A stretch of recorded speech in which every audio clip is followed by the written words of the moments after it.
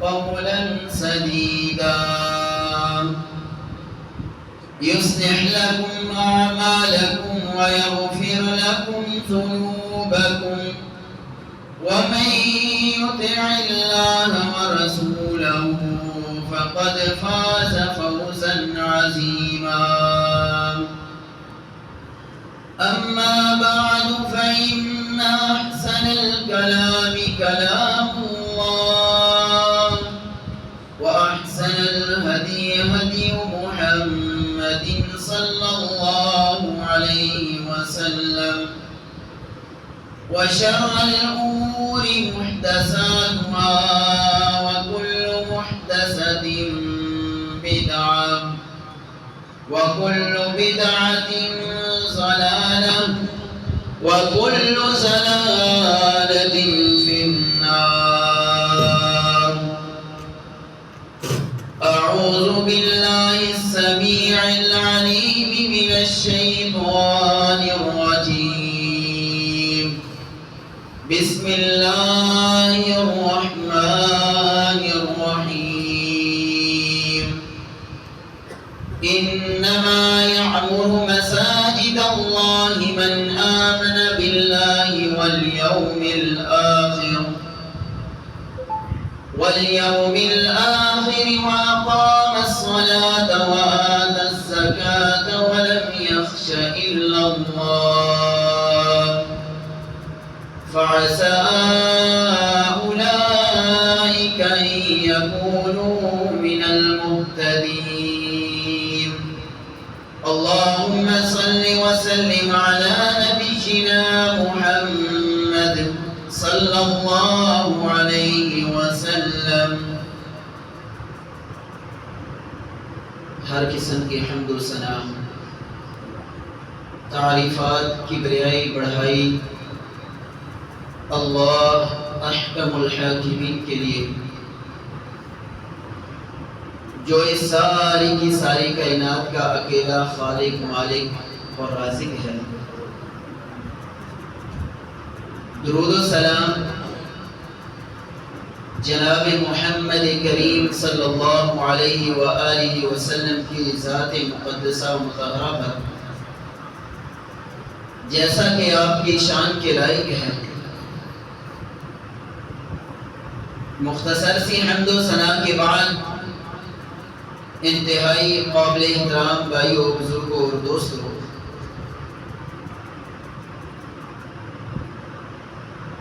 اللہ رب العالمین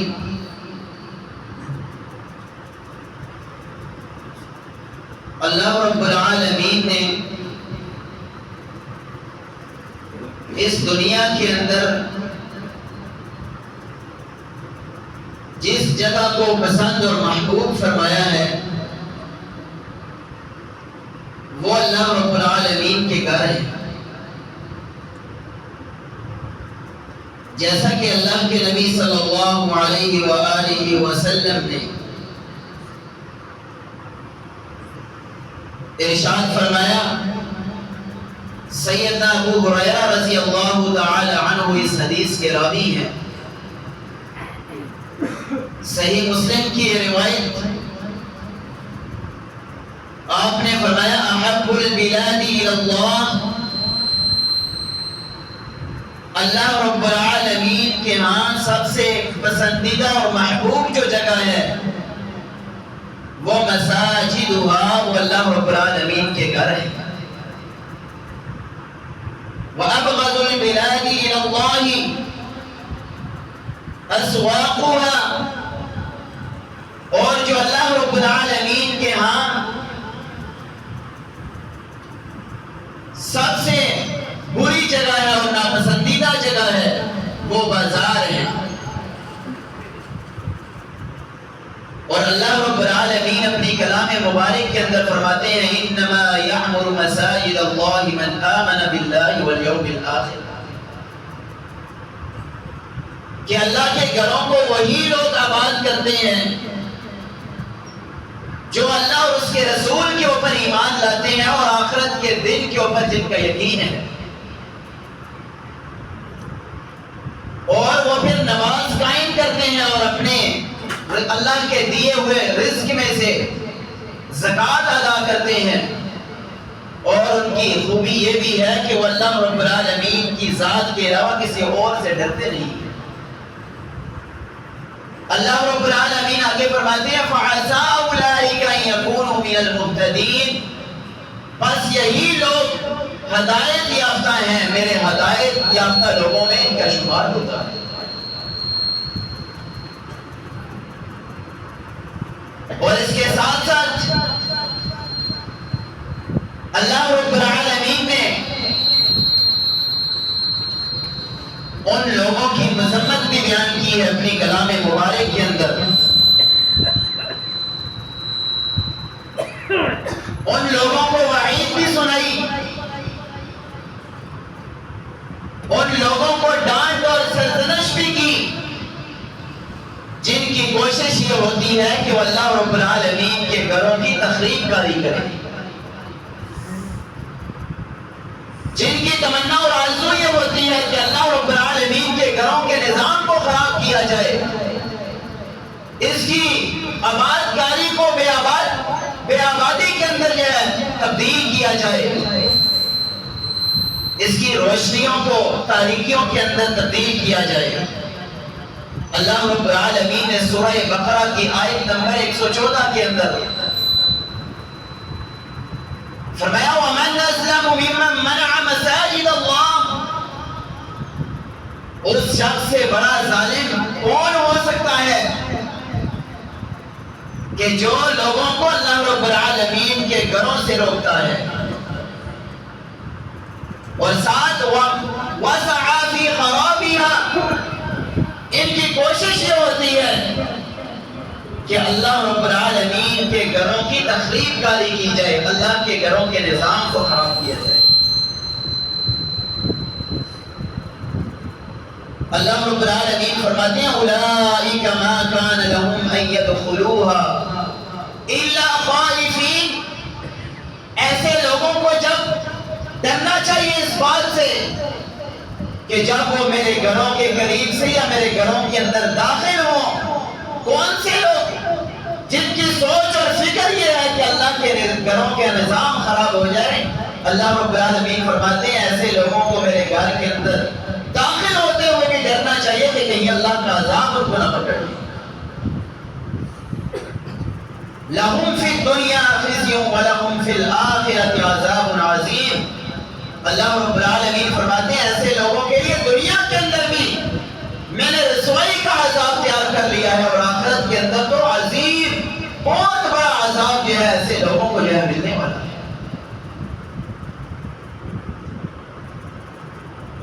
اور مسجد کی تخریب کاری سے مراد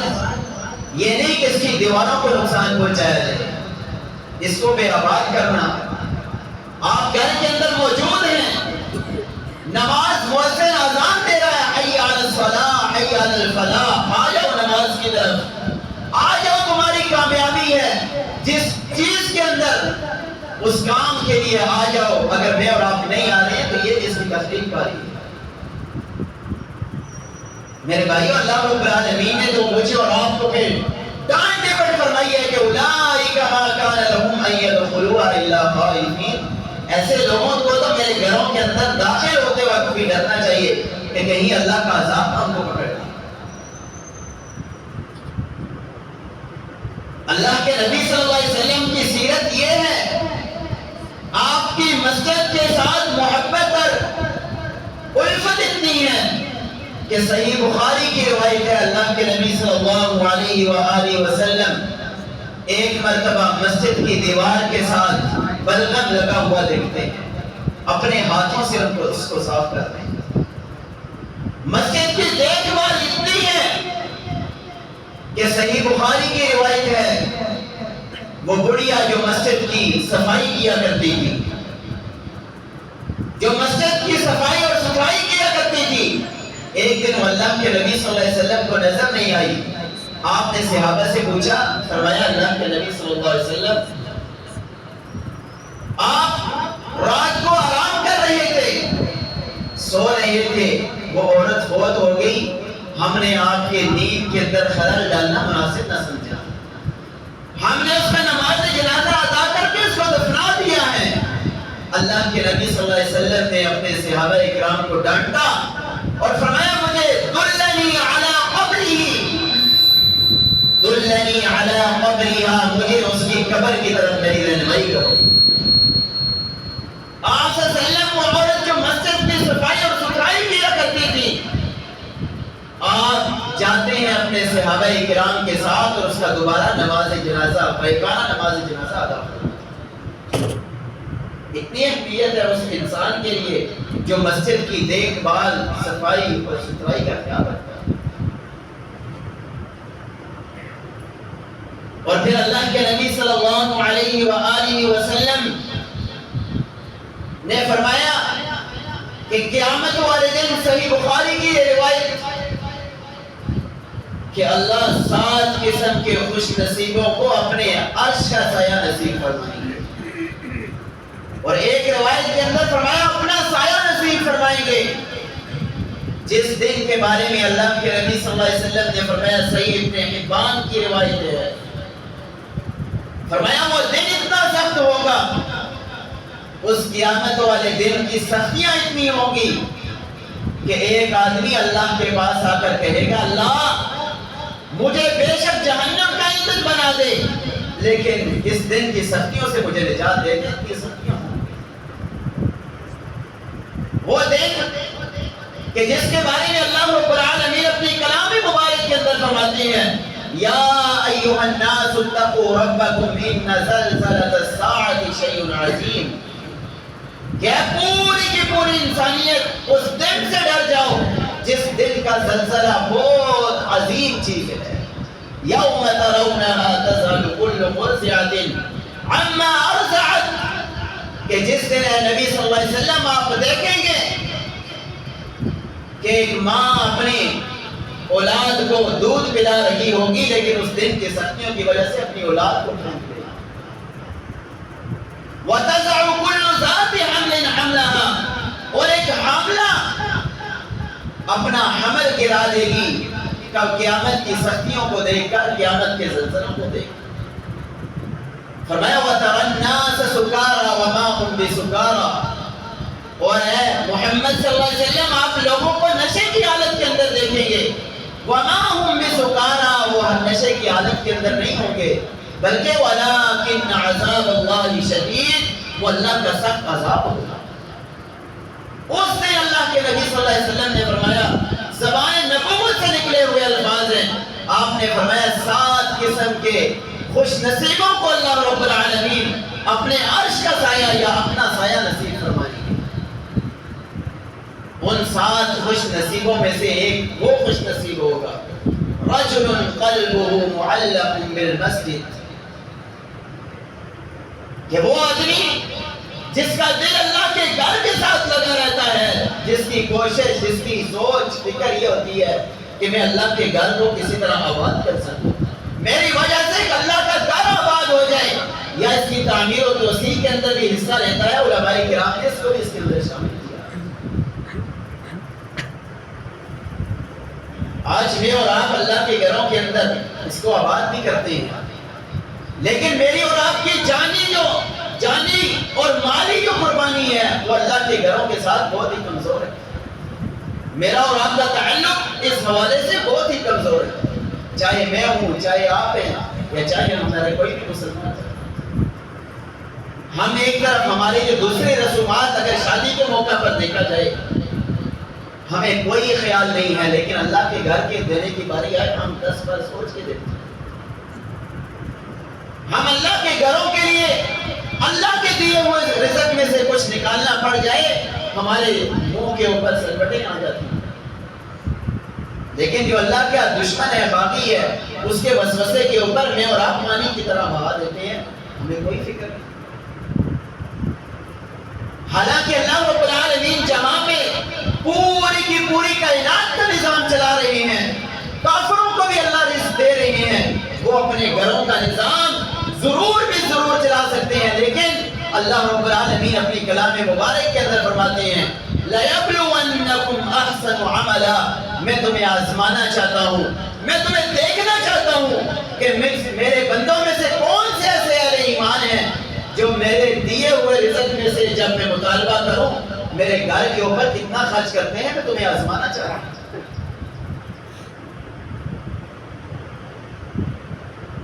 اور اللہ رب العالمین نے اپنی کلام مبارک کے اندر اپنے راستے کے اندر خرچ کرنے کی بے شمار اہمیت اور فضیلت بیان فرمائی ہے۔ اللہ رب العالمین فرماتے ہیں یا ایھا الذین آمنوا انفقوا مما رزقناکم، اے وہ لوگوں جنہوں نے اپنے آپ کو ایمان کے سانچے کے اندر ڈال دیا، انفقوا مما رزقناکم، اللہ کے راستے کے اندر خرچ کرو، جو میں نے تمہیں رزق دیا ہے اس میں سے خرچ کرنا۔ من قبل ان یأتی یوم لا بیع فیہ ولا خلۃ ولا شفاعۃ، اللہ رب العالمین فرماتے ہیں اس دن کے آنے سے پہلے پہلے اللہ کے راستے کے اندر خرچ کر لو، جس دن نہ تو کوئی دوستی کسی کی کام آئے گی، بلکہ انسان اپنے دوستوں کے اوپر افسوس کرے گا، یا ویلتی لم اتخذ فلانا خلیلا، ہائے افسوس میں فلاں انسان کو اپنا دوست نہ بناتا، مجھے اس نے اللہ رب العالمین سے غفلت کے اندر ڈال دیا۔ اللہ رب العالمین فرماتے ہیں اس دن کسی کی دوستی، کسی کی شفاعت، کسی کو کوئی کام نہیں آئے گی، اس دن کے آنے سے پہلے پہلے اللہ کے راستے کے اندر خرچ کر دو، اپنے لیے ذخیرہ بنا لو۔ اور دوسرے مقام کے اوپر اللہ رب العالمین نے مجھے اور آپ کو یہ بات سمجھائی ہے کہ مرنے والا یا تو شہید دنیا کے اندر واپس آنے کی تمنا کرتا ہے، یا دوسرا وہ انسان، اللہ رب العالمین فرماتے ہیں وَأَنفِقُوا مِمَّا رَزَقْنَاكُمْ مِن قَبْلِ أَن يَأْتِيَ أَحَدَكُمُ الْمَوْتُ، کہ اللہ کے راستے کے اندر خرچ کر لو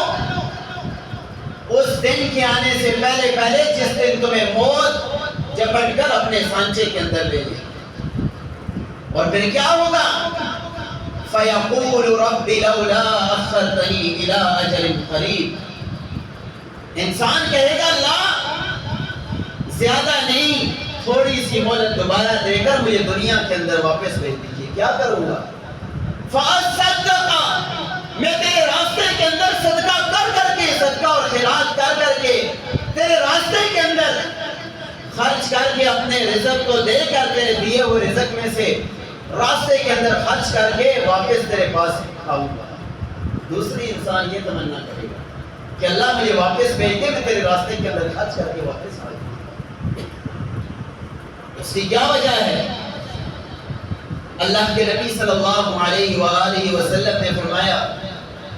کہ ایک انسان دنیا کے اندر کھجور کی گٹلی کے برابر اللہ کے راستے کے اندر صدقہ کرتا ہے، قیامت والے دن جب یہ جائے گا دیکھے گا کہ میری نیکیاں پہاڑوں جتنی ہیں، اللہ رب العالمین سے یہ انسان کہے گا اللہ میں نے تو اتنی بڑی نیکیاں نہیں کی، یہ میری نیکیاں کہاں سے آ گئی؟ اللہ رب العالمین فرمائیں گے اے میرے بندے، تو نے دنیا کے اندر کھجور کی گٹلی کے برابر میرے راستے کے اندر خرچ کیا تھا، اس کو میں نے پرورش کی، اس تیرے صدقے کی میں نے اس کو پروان چڑھایا، آج یہ پہاڑوں جتنی نیکیاں بن کر تیرے سامنے آ چکی۔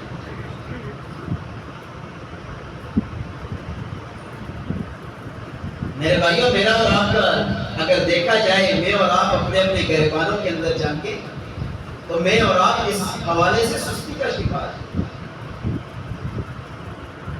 جب تک میرے اور آپ کے کانوں تک آواز نہ پہنچائی جائے، ہم خود دینے کے لیے تیار نہیں ہیں، ہماری حالت یہ بن چکی ہے۔ حالانکہ میرے اور آپ کا ہر چیز کا بجٹ موجود ہے، میں مہینے کے شروع کے اندر جب میری سیلری آتی ہے میں ہر چیز کا بجٹ لے کر الگ رکھ دیتا ہوں، لیکن اللہ کے گھروں کے لیے مجھے اور آپ کو توفیق نہیں ہے۔ مجھے اور آپ کو ڈرنا چاہیے اس بات سے کہ کہیں اللہ نے مجھ سے توفیق تو نہیں کھینچی۔